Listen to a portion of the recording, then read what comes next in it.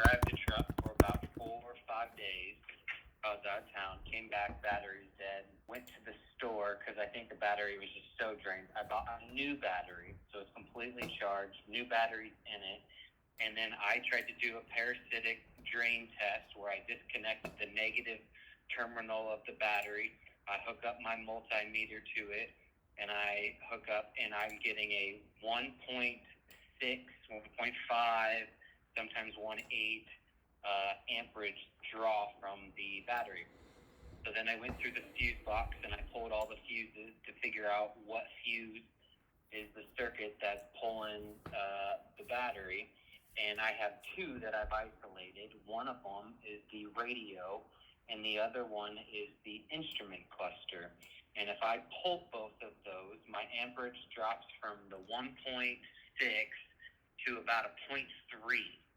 And so I'm at a standstill. I don't know what to do at this point with where to go. I have looked everywhere. I've got the whole center console pulled apart. The whole dash is out. Steering column's disconnected. I mean, and I'm looking at all of the wires and everything, and I don't see anything that looks crazy. I also have, researched enough to know that the grounds of the truck are sometimes culprits. So I did the battery one that hooks to the frame at the front of the truck on the driver's side. I've cleaned that up. The two that connect underneath the driver's side door to the frame, I've cleaned those really good. The two that are on the inside by the A-frames on the driver's side and the passenger side, those look clean as hell. I mean, I took them off. I looked at them. I didn't see anything suspicious. But I just don't know where to turn to figure out what's draining this. So this is I'm gonna make this. One more time. If I keep, go ahead. I'm gonna make this super simple for you. I think you're already making this more complicated than what it needs to be. So I'm gonna help you as much as I can. So the radio is the number 2 most likely component on this vehicle that was going to cause your battery to draw or to drain. That one's pulling the most, yes. So I think first of all, I think your radio is faulty, but the instrument cluster also it's known to go bad, causing this issue as well. So why don't you just do this? Why don't you just leave the instrument cluster plugged in, and then disconnect the radio, and then let it sit overnight with a fully charged battery and see if the battery is drained in the morning?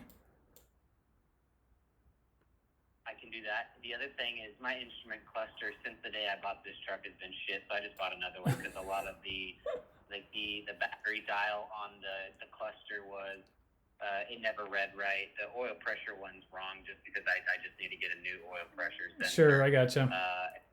In my gear. And so the instrument cluster is replaced. It's fine. But yes, if I just don't want to go, because like I said, it takes several days for the battery to drain. So okay. I did this last night, and I kept everything plugged in, and I went from a 12.7 to a 12.5 overnight with the radio and the fuse in. But, so you're saying pull the fuse for the radio or the radio head and let it sit overnight and see what the drain is? Yeah, that's correct. If it usually takes a couple days to drain the battery, then let it sit for a couple days and see what you find. See what happens. I just don't want the battery to completely discharge. Well, why don't you go out the next morning and all you got to do is go out the next morning with a voltmeter and just measure voltage. If it's, Yeah, and I can do that. But you think it's just isolated to the radio? Well, that's one of the most actually confirmed. I'm looking at a battery drain issue on this exact vehicle right now. The number 1 confirmed fix is battery. You've already replaced that. Second one down is going to be a radio. So it's very common. And then below that, you got body control module, power seat switch, instrument cluster, power control module, HVAC control head, starter, alternator, blower motor, resistor, radio, fuse, door module, and the list goes on. But the number right after battery is going to be the radio. So that's a common problem on this vehicle. And if I pull the radio and let it sit for a few days and it's still draining, then what? Well, then what we do is we rerun the test. You could just simply unplug the instrument cluster and then let it sit for a couple more days, or you could just rerun your test, with the parasitic draw test and see, just leave the radio out while you're testing it just to see what other circuits are, staying powered up causing this problem.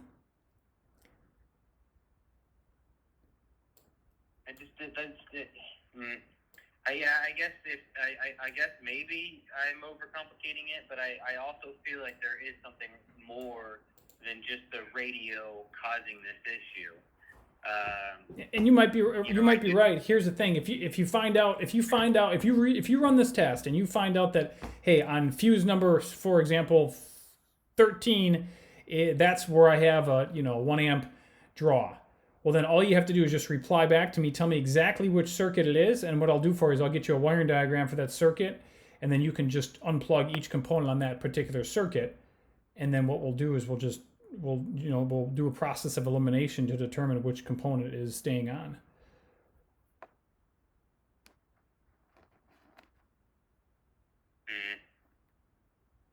You sound like you didn't like that answer. No. I literally thought that in my head. I don't like that answer, but then I thought, well, why don't I like that answer? Honestly, I can't answer that question. Right. Well, let me tell you a secret. Here's the thing. I've been doing electrical for 20 years, and that's exactly what we do in the shop, and I've had success about 100% of the time. Maybe not 100, maybe 99% of the time. I've always gotten to the bottom of things. Here's the thing. We always got to, when diagnosing cars, we got to separate our feelings from the facts. We don't diagnose things based on feelings, whether we like it or not. We actually have to run the test because the proof is in the pudding. At the end of the day, we have to run the test, and that's going to get us the results. Okay, I can do this. So I will charge up the battery, get it completely charged, check the voltage on it. I will just unplug the radio fuse and let it sit for a few days without driving it. And then, after, say, 2 days, we'll see what the voltage on the battery is. You got it. That's your step one? Yep. I would agree, yep. Okay, so if at the end of the 2 days, what the standard voltage drop over those 2 days-ish, if I'm sitting at, say, 12.6, 12.7, I should expect, if it's 12.7, a 12.6, 12.5? Yeah. Or is that maybe even too much of a drain, do you think, over 2 days? I think that'd be all right. I think you'd be okay. Yeah? Yeah, I think that'd be all right. So in your opinion, at this point, there's not really an open circuit or a short circuit that's likely occurring? No, not at all. I'll tell you why. If there's an open circuit, some components would not be working at all. If there's a short circuit, you would have a blown fuse. A lot of people get this really confused. And what's happening is there's a current draw, a parasitic draw, something staying on. So those are that's different than a direct short to ground or something, like an open circuit. So all right, here's the test. This is made specifically for technicians. So.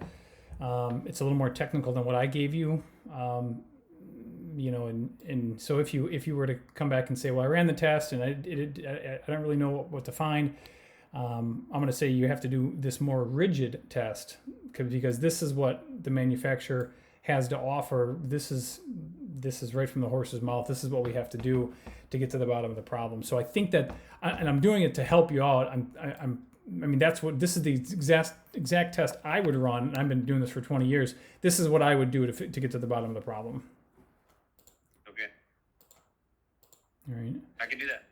If it's as simple as, not having a radio anymore, fuck it. It's just a radio. Right. Yeah. I'm not one, and I'm not going to put an aftermarket one. I don't care. Sure. Right.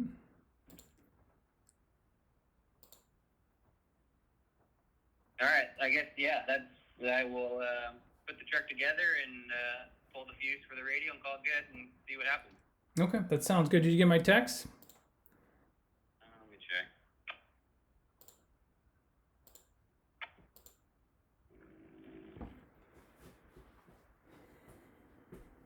All right, I just sent it. That one I got, yep. Perfect. All right, excellent. Well, good deal. Well, good luck, and then just reply back online. Let me know what you find, okay? Thanks, man. All right, you're welcome. Good luck. No, bye. Bye-bye.